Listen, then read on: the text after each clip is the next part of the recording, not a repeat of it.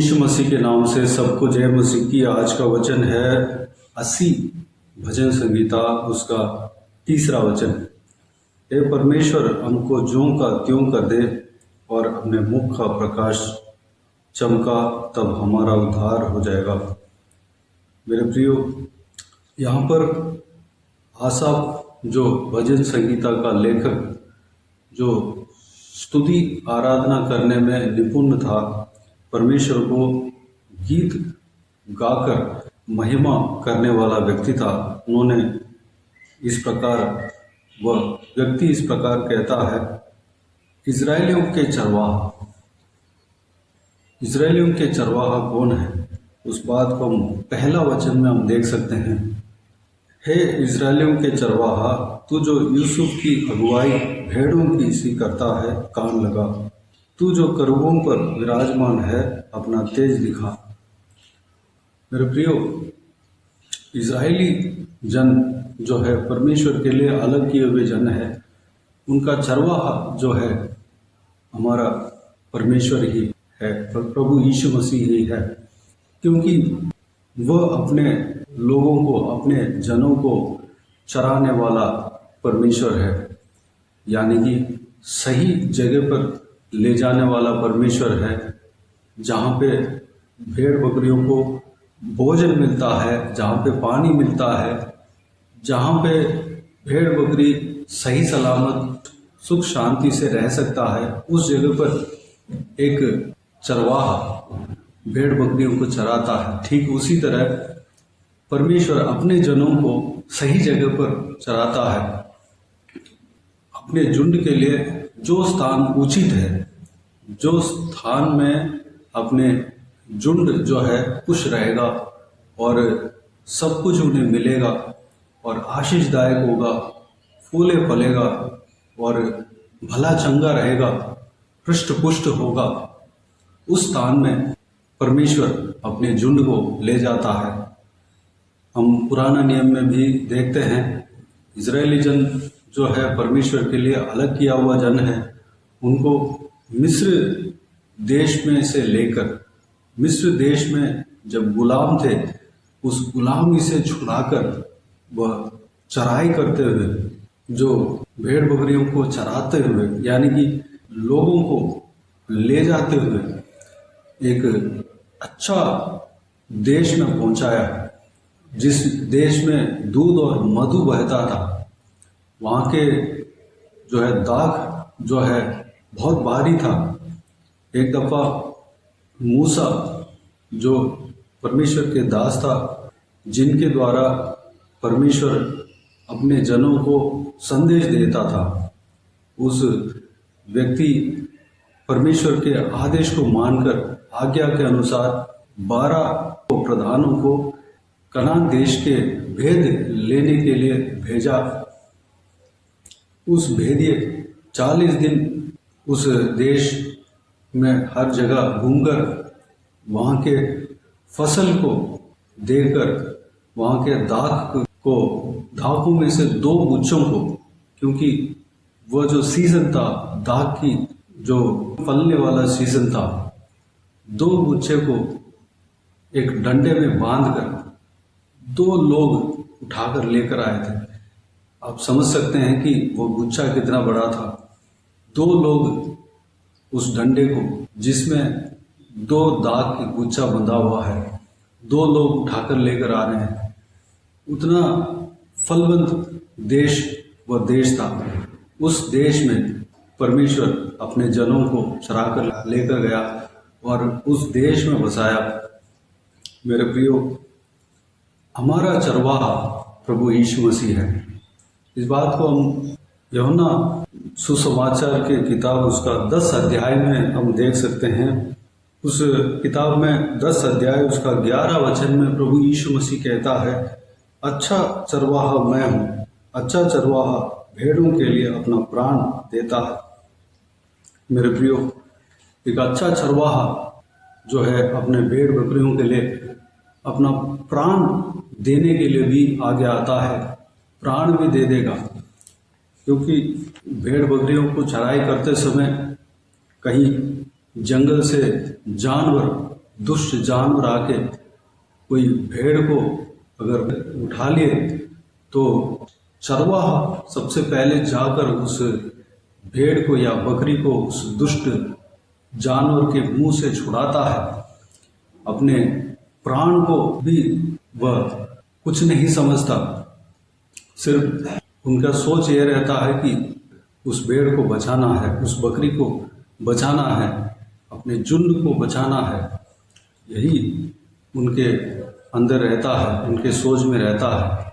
मेरे प्रियो, हमारे परमेश्वर प्रभु यीशु मसीह हमारे लिए, जो कि हम उनके झुंड हैं, जो भी जन परमेश्वर प्रभु यीशु मसीह से विश्वास रखते हैं वह सब प्रभु यीशु मसीह का झुंड है।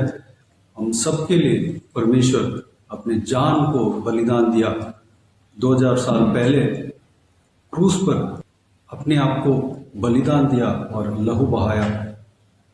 मेरे प्रियो, वही हमारा चरवाहा है, वही अच्छा चरवाहा है। उस चरवाहा की तरह कोई हमें चरा नहीं सकता। अगर कोई विपत्ति आ जाए, अगर दूसरा जो झूठा चरवाहा अगर हमें चराए, कोई विपत्ति आ जाए, कोई उनके जान के खतरा अगर आ जाए, कोई दुष्ट जानवर आ जाए तो वह अपने झुंड को छोड़कर भाग जाएगा। लेकिन प्रभु यीशु मसीह ऐसा नहीं है। अपने झुंड के लिए अपने जान भी देकर अपने झुंड को बचाएगा। ठीक उसी तरह हमें बचाने के लिए अपने जान को कुर्बान दे दिया, उनके जान को गंवाया। इस वजह से हम बचे हैं। हमें पापों से, श्रापों से, बंधनों से, जो भी पाप के कारण जो मौत और जो भी श्राप हमारे ऊपर पड़े थे, उस सारे कार्य से हमें छुड़ाया, बचाया। जो भी व्यक्ति परमेश्वर प्रभु यीशु मसीह के ऊपर विश्वास रखेंगे और उससे रिश्ता बनाकर रखेंगे, इस सारे चीज़ों से छुटकारा पाते हैं। मेरे प्रियो, हमारा प्रभु यीशु मसीह हमारा चरवाहा है। हमें प्रभु यीशु मसीह हमें चराता है। हमारे काम है हम अपने चरवाहा के पीछे चलना है। भेड़ बकरी अपने चरवाहा का आवाज़ को पहचानता है। मेरे प्रियो, हमें प्रभु यीशु मसीह के आवाज़ को पहचानना है। प्रभु यीशु मसीह के आज्ञा को हमें सुनना है, मानना है। प्रभु यीशु मसीह अपने आज्ञा को लिखवा कर हमारे हाथों में दे रखा है। उस आज्ञा को हमें जानना है, उनके मार्ग में हमें चलना है। जब उनके मार्ग में चलेंगे तो हम अच्छा चराई में जाकर पहुँचेंगे, जहाँ पे हमें चराई मिलेगा, जहाँ पे हमें अन्न मिलेगा, जल मिलेगा और सारा ज़रूरतें पूरा होगा। हम भले चंगे होंगे, हम हृष्ट पुष्ट होंगे, हमें कोई किसी चीज़ का कमी नहीं रहेगा। उस जगह पर हम जाके पहुँचेंगे। हमें हमारा चरवाहा के बातों को सुनकर उनके अनुसार हमें चलना है। एक चरवाहा जो है आगे चलता है और सारे भेड़ बकरी उनके आवाज़ को सुनकर उस चरवाहा के पीछे पीछे चलता है। यही एक चरवाहों का नियम है, चराई का नियम है। भेड़ बकरी उनके आवाज़ को समझता है, पहचानता है। ठीक उसी तरह हम प्रभु यीशु मसीह के पीछे चलना है। प्रभु यीशु मसीह के आवाज़ को हमें सुनना है। प्रभु यीशु मसीह के आज्ञा के अनुसार उनके पीछे हमें चलना है। हम सही जगह पर जाकर पहुंचेंगे। हमारा जीवन सही रहेगा, हमारा जीवन फलदायक रहेगा। हमारा चरवाहा जानता है कि अपने झुंड के लिए कौन सा जगह सही है, कौन सा जगह फलदायक है, कौन सा जगह पे झुंड रहने से उनके लिए भलाई हो सकता है, सब कुछ मिल सकता है और उनका शरीर भी स्वस्थ रह सकता है। मेरे प्रियो, हम अपने चरवाहा का भरोसे में हमें चलना है, तभी हमें भलाई है, तभी हमें भलाई पहुंच सकता है। मेरे प्रियो, हम जो हमारे झुंड, जो हम जिस झुंड में रहते हैं, प्रभु यीशु मसीह के झुंड में हम रहते हैं, उस झुंड से हम भटकना नहीं चाहिए। अगर हम भटक जाएंगे हम अपने चरवाहे को छोड़कर हम चले जाएंगे तो कहीं हम कांटों के बीच में फंस जाएंगे, कहीं जो रास्ता भटक जाएंगे, हम झाड़ियों के बीच में फंस जाएंगे। मेरे प्रियो, हमें चोट पहुंच सकता है, हमें कोई दुष्ट जानवर अगर आ जाए तो हमें खा सकता है, मार डाल सकता है। इसलिए मेरे प्रियो, हमारे लिए जो सेफ है वो है प्रभु यीशु मसीह के झुंड। प्रभु यीशु मसीह जिस झुंड को चराता है उस झुंड में रहना ही हमारे लिए सेफ है, हमारे लिए भला है। मेरे प्रियो, इस वचनों में तीसरा वचन हम मनन करने के लिए पढ़े थे। उस वचन में इस प्रकार कहा गया है, हे परमेश्वर, हमको ज्यों का त्यों कर दे और अपने मुख का प्रकाश चमका, तब हमारा उद्धार हो जाएगा।